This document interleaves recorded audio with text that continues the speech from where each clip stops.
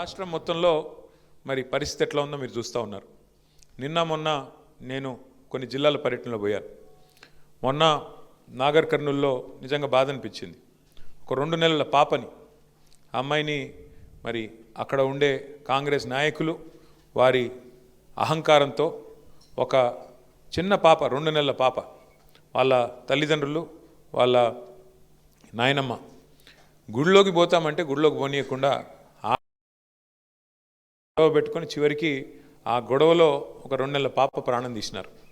ఈ రోజు వరకు పోలీసులు వాళ్ళ మీద కేసు పెట్టింది లేదు, కనీసం వాళ్ళని పట్టుకొని లోపల పెట్టింది లేదు. అట్లా నడుస్తూ ఉంది ఇవాళ ఈరోజు ఈ రాష్ట్రంలో అరాచక పాలన. కేసీఆర్ గారు ఉన్నప్పుడేమో ఆనాడు మన స్లోగన్ అభివృద్ధి సంక్షేమం 2 జోడెద్దుల మాదిరిగా మనం తీసుకొని పోయేది. కానీ ఈరోజు ఈ రాష్ట్రంలో జోడెద్దులు ఏవయ్యా అంటే అవినీతి, అరాచకం.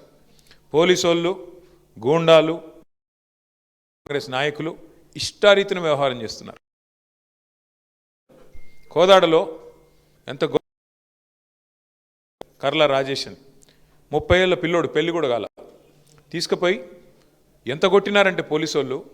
ఆయన చేసిన తప్పేందయ్యా అంటే ఏమిలే, కేవలం మన మాజీ ఎమ్మెల్యే పేరు చెప్పలేదు ఏదో కేసులో, చెప్పాలా అని చెప్పి బలవంత పెడితే చెప్పకపోతే ఎంత కొట్టినారంటే కొడితే చివరికి ఆ పిల్లోడు చచ్చిపోయినాడు. కస్టడీలో లాకప్ డెత్. ఆ కుటుంబాన్ని పరామర్శించడానికి పోయాం, ఒక దళిత కుటుంబాన్ని. మొన్న నాగర్ కర్నూల్లో ఈ ఉదంతం. నిన్న ఖమ్మంలో వెలుగుమట్ల అనే ప్రాంతం ఉంది, మొత్తం కూలగొట్టినారు.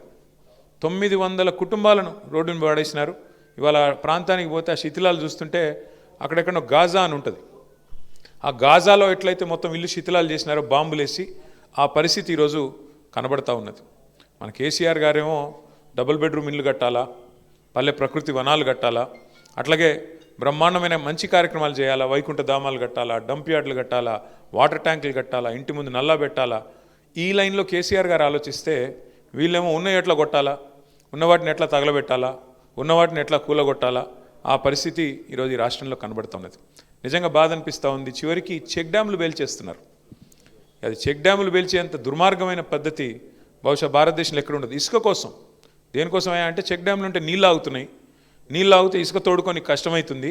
కాబట్టి చెక్ డ్యాములు పేల్చేస్తే ఇసుక బ్రహ్మాండంగా దోచుకోవచ్చు అని చెప్పి చెక్ డ్యాములు పేల్చేస్తూ ఉన్నారు. నేను మీ దేవరకద్రలో, మీ పక్కుండే నియోజకవర్గంలో మహానుభావుడు సర్పంచ్ గారు, కాంగ్రెస్ ఆయన, కొత్త ఆయన, పల్లె ప్రకృతి వనంలో 200 చెట్లు ఉంటే చెట్లు మొత్తం సాఫ్ చేసినాడు. ఏం చేస్తావయ్యా ఆడ అంటే అది బిల్డింగ్ కడతాడంట. ఇంకా ఆయన ఊళ్ళో జాగలేదంటే ఆడ కట్టనికే. ఉన్న పల్లె ప్రకృతి వనం పెట్టిన చెట్లు ఎవడన్నా కొట్టేస్తాడా? అట్లాంటి పరిపాలన ఈరోజు రాష్ట్రంలో నడుస్తూ ఉన్నది. మొన్న రేవంత్ రెడ్డి గారు ఓపెన్గా చెప్పారు, ఆయన పాపం ఏం దాచుకోడు, చాలా నిజాయితీ గల మోసగాడు ఆయన. చాలా నిజాయితీగా చెప్పినాడు ఆయన. 1000 కోట్లు గాంధీ కుటుంబానికి 1000 కోట్లు ఇచ్చే సత్తా ఇవాళ తెలంగాణ కాంగ్రెస్ పార్టీకి ఉంది అని చెప్పినాడు. మరి 1000 కోట్లు ఇవ్వాలంటే పేదోళ్ళ గుడిసెలు కూల్చాలి కదా, పేదోళ్ళ భూములు గుంజుకోవాలి కదా. గుంజుకొనైనా సరే మొత్తానికైతే ఇవాళ 1000 కోట్లు చేయాలా, నా కుర్సీ కాపాడుకోవాలా, ఇదే స్లోగన్తో చక్కగా ఈ ప్రభుత్వం మరి పనిచేస్తూ ఉంది. మీరు చూస్తూ ఉన్నారు. ఈ ఎన్నికల ముందు ఇచ్చిన హామీలు అయితే నేను చెప్పాల్సిన పని లేదు. ఏ ఒక్కరికి ప్రభుత్వం న్యాయం చేయాలి. 6 గ్యారెంటీలకేమో మంగళం పాడినారు, గోరి కట్టినారు. మరి ఈరోజు కొత్త కొత్త డ్రామాలు, కొత్త కొత్త వేషాలు వేసుకుంటూ నడుస్తూ ఉన్నారు.